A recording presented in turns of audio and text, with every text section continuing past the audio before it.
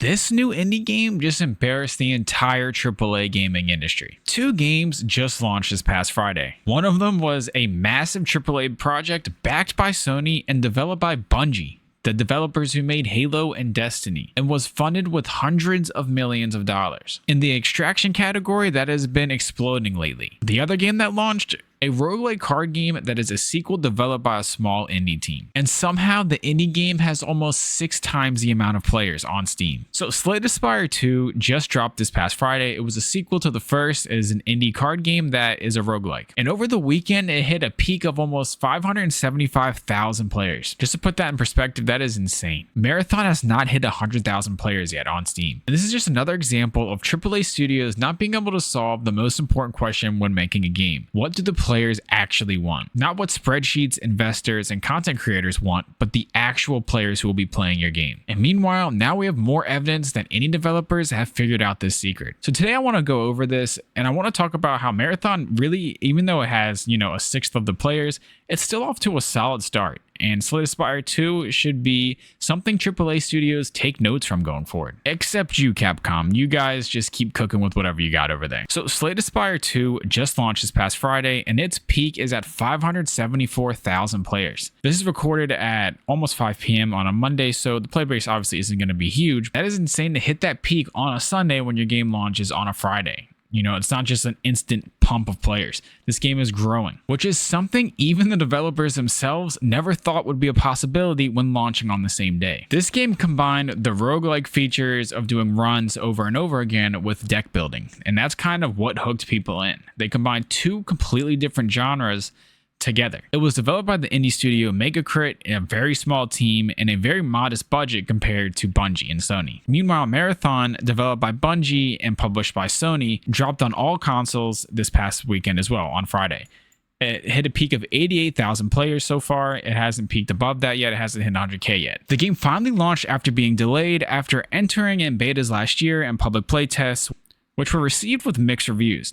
Some liked the game, some liked the art style of the game, but there was also controversy. Bungie and Marathon were blatantly caught stealing art from other creators, which is something you would expect by a small, inexperienced team. The entire livelihood, essentially, of Bungie going forward all lies on Marathon. A Destiny 3, a Destiny Classic, none of those things happen if Marathon crashes and fails. So a lot goes into this, and despite all of that, there was still plenty of controversy about this launch. So they delayed the game, and it is now finally out. And Casey Yano, the developer and co-founder of Slay the Spire, at Megacrit took to social media to say he never thought Slay the Spire 2 would pass Marathon in terms of concurrent users. But once again, we learned that throwing money into a saturated genre doesn't always equivalent to high player counts. These AAA studios don't view you as players anymore. They view you as just data points in their Excel sheets. That is it at the end of the day.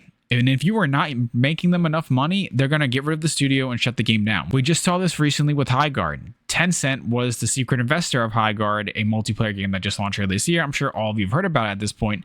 They shut the game down within like 3 weeks. We saw the same thing with Concord. Hundreds of millions of dollars poured in this project, and it gets shut down just after weeks. Why? Because you're just an investment for this company.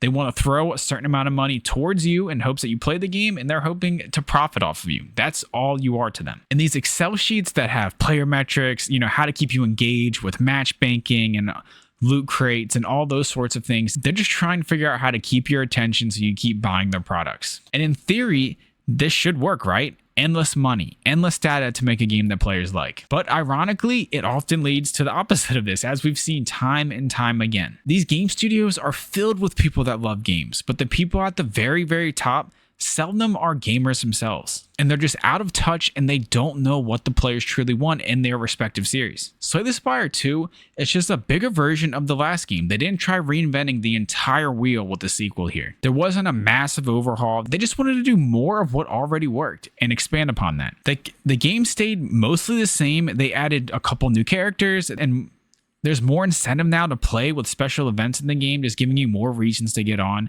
They added new content, they upgraded the visuals, and they even added co-op. And when you play Slay the Spire 2, it still feels like Slay the Spire 1. It's not a completely new game. And that's where other people just seem to miss the mark entirely. And like I mentioned earlier, this is just another example of an indie game or smaller AA studio doing things that AAA studios can only dream of at this point. Last year we saw with Hades 2. This is developed by another small team. It's an indie game.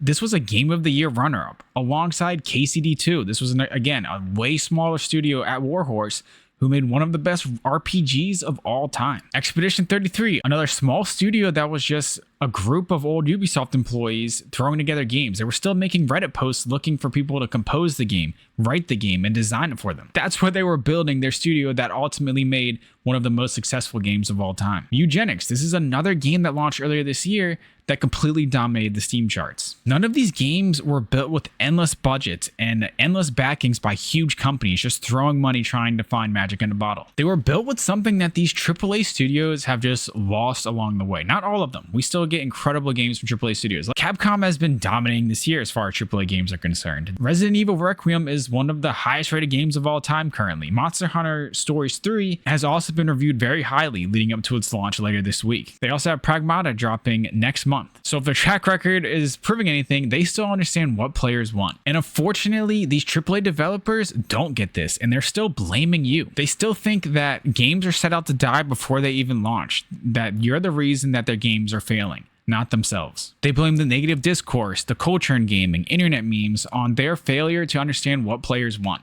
What if, by some crazy chance, maybe you just don't know the answer to that? What if people just didn't like your trailer? What if the players just didn't like your game? They tried it, but they just didn't want to stick around and play it. You didn't capture their attention. Slay the Spire 2 took community feedback. They built upon the original game, which was also already successful for an indie game, and gave back to their community with a sequel that they actually wanted. When their first game was majorly successful, they didn't completely rewrite the book, clear out the old studio, bring in new people to try to relearn how to make a game. And as crazy as it sounds, that's the pit that AAA studios fall into. Look at Battlefield 6.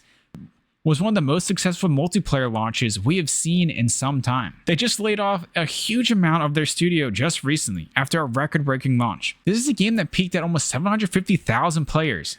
But meanwhile, now they have to completely teach new staff how the game works and what to do going forward because the old staff who was successful and helped build this game from the ground up is now gone. And like I said, these big gigantic companies don't view the studios as people. They don't view the players as people. You're just data points. And despite your early success, if you're not living up to those standards, you're gone. Just like that. Despite what I said earlier, Marathon's actually off to a solid start. Obviously, if you're Bungie or Sony, you don't want your game being outperformed by something smaller like Slay the Spire 2 when you put all this time into something like Marathon. And you have a track record of producing highly successful games like Halo and Bungie, some of the most popular of all time. But with all that said, the game is still doing well. It has been received very positively on Steam. It has high ratings on Steam.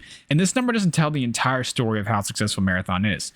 Again, Halo and Destiny Bungie fans, there are a lot of them are on console, and we just don't have access to Xbox and PlayStation's player base. Steam is the only database that we have access to, so that's all we can base this off of.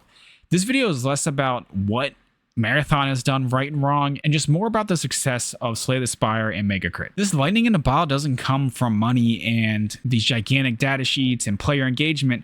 It comes from creating a unique idea of combining something like deck building and roguelike and creating an indie game that fans love, and then building upon that. Not getting rid of your entire studio, not trying to completely redo the game and change the fundamentals of it, giving players more of what they want. So I'm curious to see what the Game Awards look like this year, because once again, just like last year, what we saw with Hades 2 and KCD 2 and Expedition 33, I'm wondering what next year's is going to look like. And we've already seen two indie games completely dominate the year with Eugenics and Slay the Spire 2. So I'm curious to see if that trend keeps going, because there's a lot of big AAA releases coming throughout this year. And Resident Evil Requiem has been the only one so far to truly hit. So yeah, that's it for this video. Be sure to check out the channel if you're into this sort of content, and drop a like if you enjoyed it. It would mean a lot. Peace.